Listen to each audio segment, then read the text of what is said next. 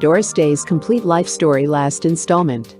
What has gone before? From the time she broke her leg to the time her second marriage ended, Doris Day lived in alternating happiness and despair, triumph and defeat.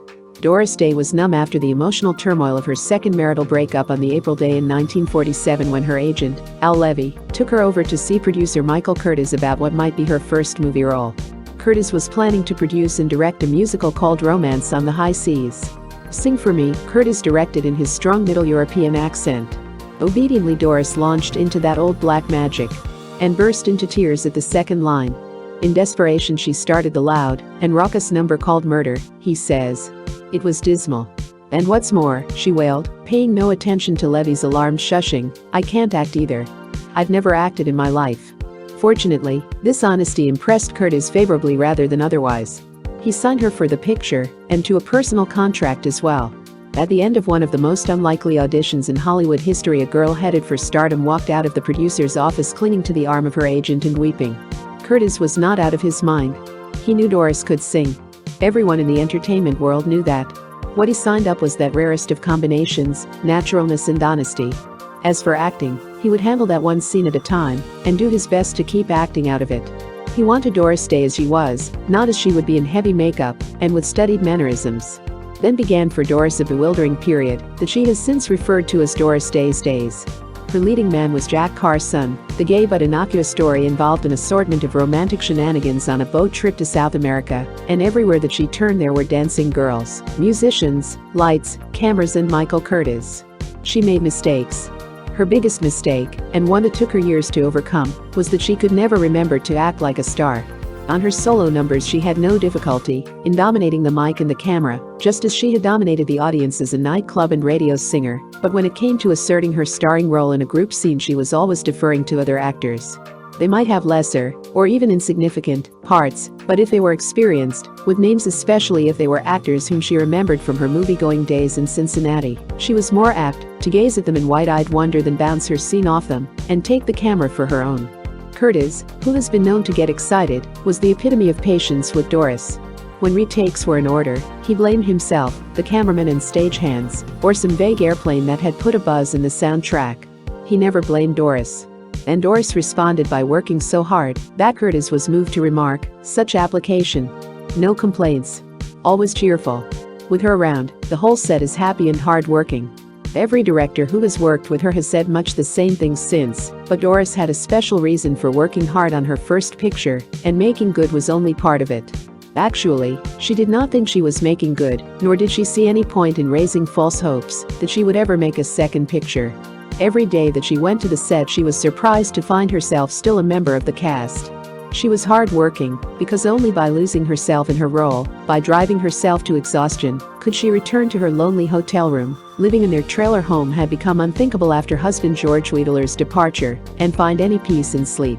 The girl who appeared in the finished production of Romance on the High Seas was a gay, vivacious blonde without a care in her happy, slightly addled head. And that was the girl the movie reviewers and Hollywood writers believed she was. But that was not the girl who dragged herself home alone each night. At 23, Doris saw herself as a mother who rarely saw her child, as a wife who had miserably failed not once but twice in holding her husband's.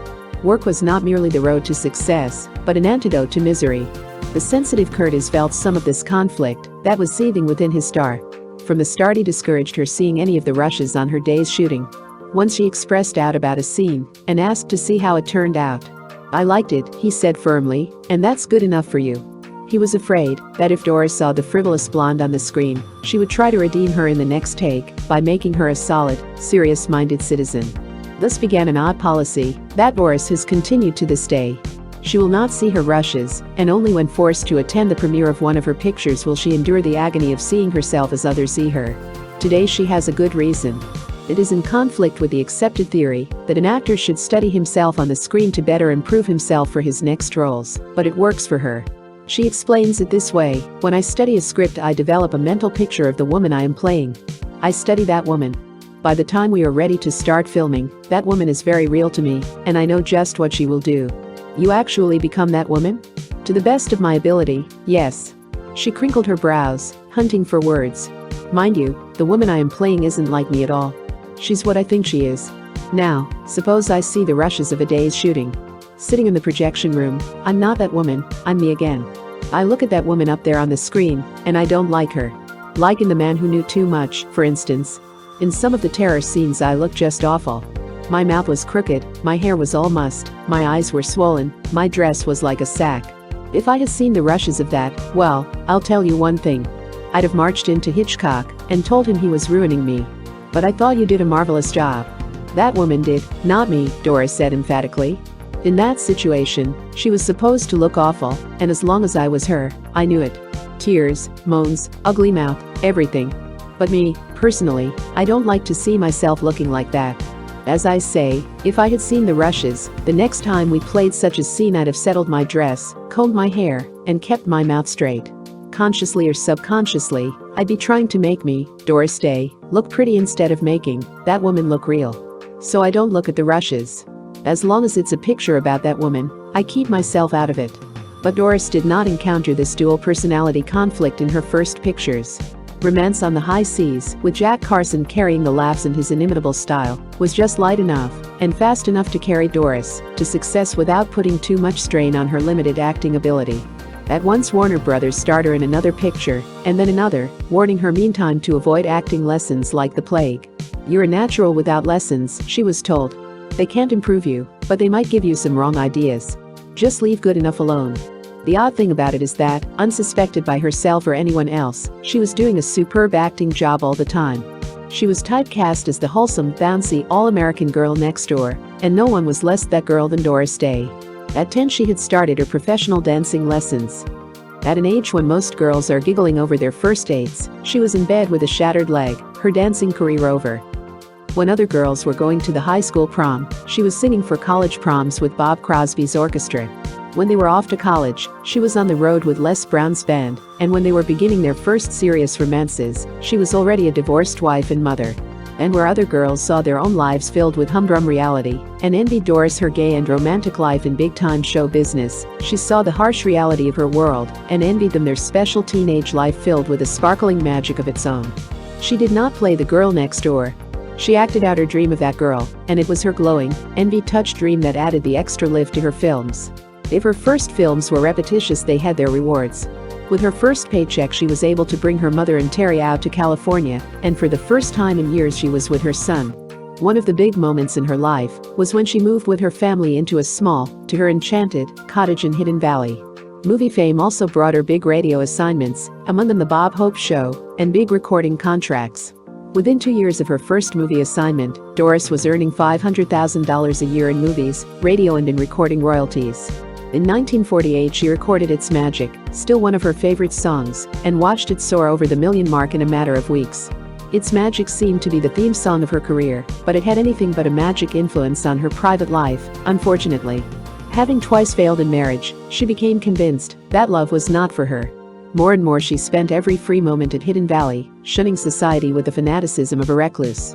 Once, on a tour of army camps and hospitals with Bob Hope, the plane bringing them to a landing in Pittsburgh so narrowly missed a collision that even Hope turned green. As their plane zoomed skyward, shooting over the other plane by inches, Doris decided that, if she ever got safely back to Earth, her days of constant travel would be over. Today she will travel, only if Marty and Terry can be with her, and even then, as on her trip to Marrakesh, Paris, and London with a man who knew too much, she's uneasy until she gets back home. Marty and Terry are the tourists in the family, she admits.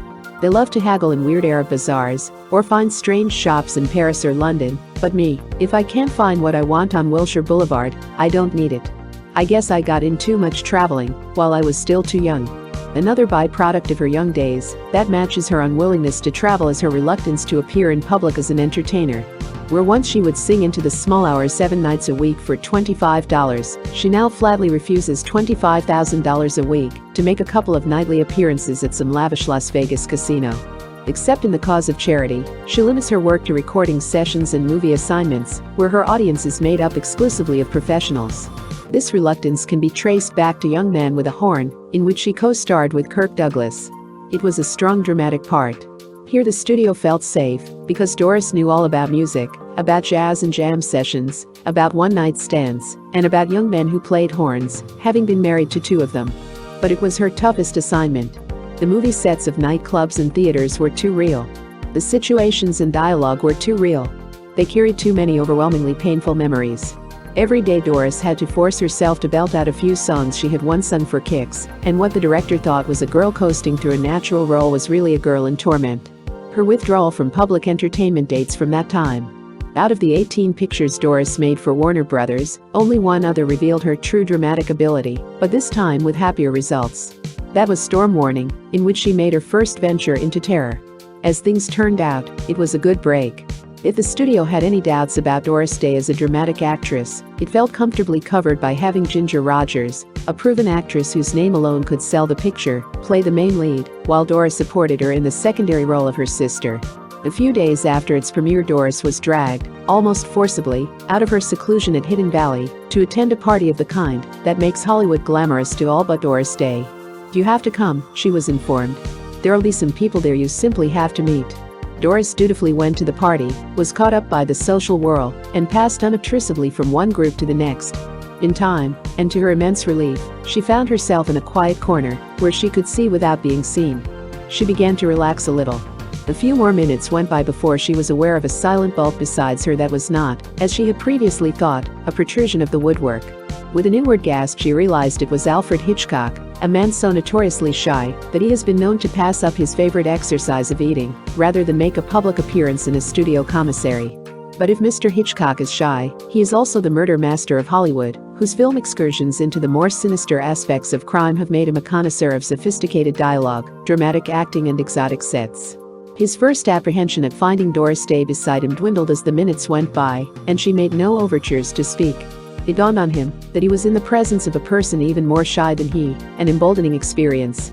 It even encouraged him to speak. "You are Doris Day, are you not?" he asked in his meticulous Oxford English. She yielded a frightened smile and a nod of assent. "You can act," he said accusingly. A startled expression crossed her face. No one had ever accused Doris of that before. "I saw you in Storm Warning. Quite good indeed. I could use you in one of my pictures." Having talked himself out in some 30 words, and being quite flustered as a result, Mr. Hitchcock bounced himself off to a more neutral corner. To this day Doris does not know if she got out more than a blurted, "Thank you." But the die was cast. Doris took the words home with her and treasured them, and began to think about them. Could she really act? Or would she always be the girl next door until some younger candidate came along and made her obsolete? It was time, she decided, to find out. Other matters were coming to a head, as well. Down at her agency, Al Levy had his hands full just watching out for her movie contracts. Young Marty Melcher was working long hours on her radio and recording contracts. For reasons never quite clear to him, Marty was also handling such of her non-musical enterprises as balky lawnmowers, faulty plumbing, blown light fuses and the weekend shopping. It was just a convenient arrangement. As he and Doris both knew, romance was for the birds, and they got along splendidly well on a platonic basis. What was more, he too thought Doris could act. It was Terry who precipitated matters. Too young to be disillusioned about romance, and delighted at an occasional chance to have a man around the house, he suggested that Marty's handyman status be made permanent. Suddenly struck by the wonderful fitness of the whole idea, Terry's mother and her agent forgot all about platonic friendship. Love, too long held back by a bitter, we know better restraint, swept the two of them away like a flood. But it's not true that we interrupted a shopping trip and went to find a justice of the peace with our arms loaded with packages, laughs Doris. We weren't in that big a rush. We waited until my birthday, April 3, 1951, and went to get married by Justice of the Peace Leonard Hammer. We wanted a quiet marriage, so we didn't tell anybody in advance, not even Mr. Hammer. When we got there he was tied up for another hour or so. We didn't want to be conspicuous sitting around the Hale, so we went shopping for some new draperies to kill time, that's all. So careful were they to keep the marriage quiet, that among other people they had failed to notify in advance was a witness. Needing one, Marty searched through the small-town Hale, closed for the noon hour, and returned with an obliging young man named Richard Turpin. The ceremony concluded, the happy young Melchers stole quietly away. They had accomplished the impossible, an unpublicized wedding of a major Hollywood star. Except, as screaming headlines informed them a couple of hours later, that the obliging Mr. Turpin was a newspaper reporter who knew a story when he witnessed one. They had planned on no honeymoon, but with the press, radio, and television hard on their heels for interviews, they fled on what Mrs. Kappelhoff informed all callers was a long trip to the mountains, or the desert, or the beach, or someplace. A day or so later they slipped quietly back to Hidden Valley. A honeymoon involving travel and impersonal hotel rooms was not Doris's idea of the happiest way to start her new married life. She wanted home. With a man around the house, quarters became too cramped at Hidden Valley. At this point, Martha Ray decided to give up Hollywood in favor of Broadway and the nightclub circuit, and her house at Toluca Lake, convenient to Warner Brothers, was so exactly what Doris and Marty wanted that they snapped it up. "Now we've got a house big enough to entertain in," they told each other happily. But, once moved in, Doris did not want to entertain, nor did she want to go out to other parties. She just wanted to be with her family, with no interruptions. All her working life, this girl had always been the paid entertainer, but never the hostess who entertained, and the thought terrified her. When social obligations practically forced her to throw a party, she stood out in the hall trembling, afraid to enter her own living room until Marty took her arm reassuringly. Occasionally she would run into Hitchcock at one gathering or another, but either he was too busy with his current work, or he regretted his previous loquaciousness, because he made no second mention of her dramatic ability. For the time being, that was all right. Marriage had calmed some of her restlessness, and at Warner Brothers she was being given a chance to develop her talents in still another line. She, who had been a professional dancer at 14 and been told she could never dance again, was now becoming a dancer. The crash that had shattered her leg had not destroyed her talent or her will. Uncertainly and on painful muscles at first, she danced with growing confidence. In Lullaby of Broadway she did some of the most difficult steps the art has to offer, including the trick of dancing up and down a long flight of stairs.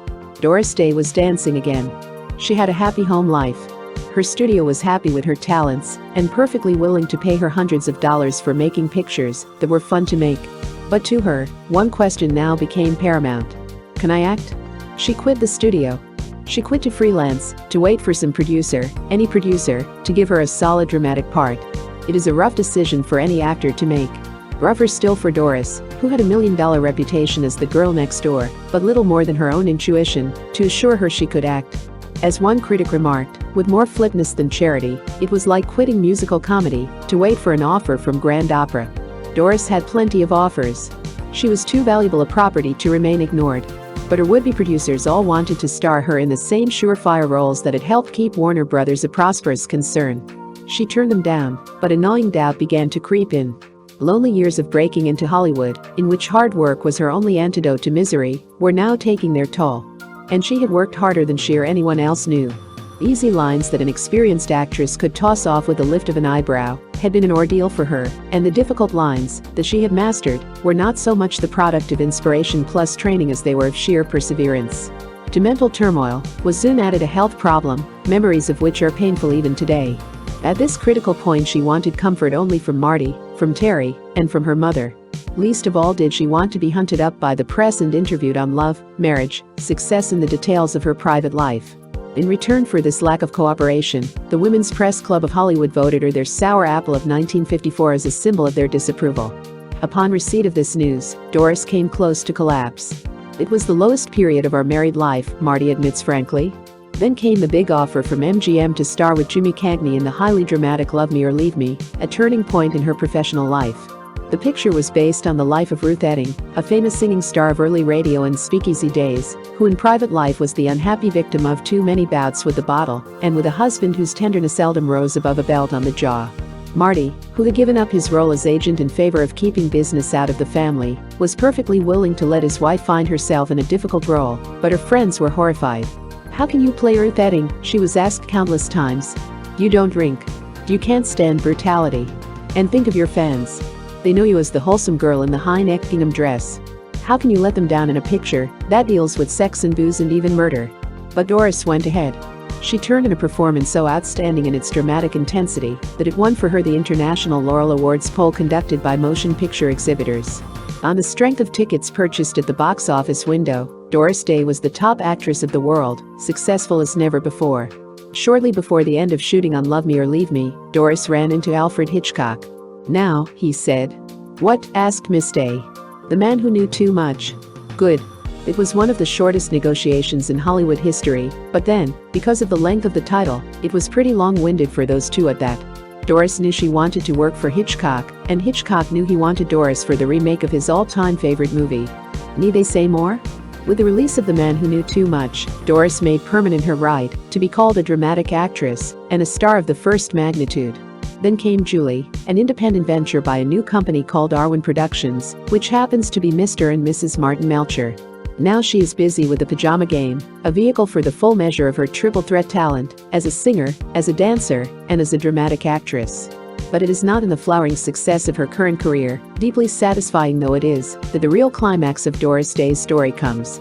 It is in her personal life, her fresh hold on the world, created by her years of struggle, of pain and joy. In part, that fresh look arose from her recent work. When Marty and I were working as business partners on Julie, Doris says, it made us realize how important our family life is, and I think that is the most important realization that has ever come to me. But the climax is more than that too. Last summer Doris took a serious operation in her stride. Upon release from the hospital she asked her doctor, will I be able to play tennis? Thinking she was asking only if the operation would interfere with her tennis style, he answered, think nothing of it. You can play all the tennis you want. Whereupon Doris hired an instructor and put in an hour a day on the courts for the next week. When she reported her progress to her doctor, he was appalled. I didn't mean you could play tennis now, he protested. I meant after you had recovered from your operation. Oh, that, said Miss Day. I recovered from the day I left the hospital. That's Doris Day on the health side. But more important, her rest in the hospital had given her time to think over certain other matters. As a result, she had decided that she was going to learn about baseball, and swimming, and tennis, and fishing, and all the other sports she never had time for when other kids were picking them up instinctively. She would recapture her youth while she was young enough to enjoy it and old enough to appreciate it. That's exactly what she's doing, with enthusiastic support from Marty and Terry, who are enjoying their roles as sports instructors to the full.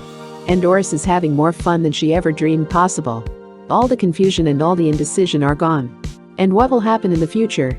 Back once more to the drifting, aimless program of letting whatever will be? No, it's a delightful philosophy and makes a charming song, good for a fortune in records alone, but it's no longer for Doris. She has found her career, her family and her home. Whatever will be, had better be in the direction of making all three of them richer, more satisfying, more her own, or she will bat the charming philosophy right in the eye. And that goes for the fortune too. Photoplay magazine, June 1957.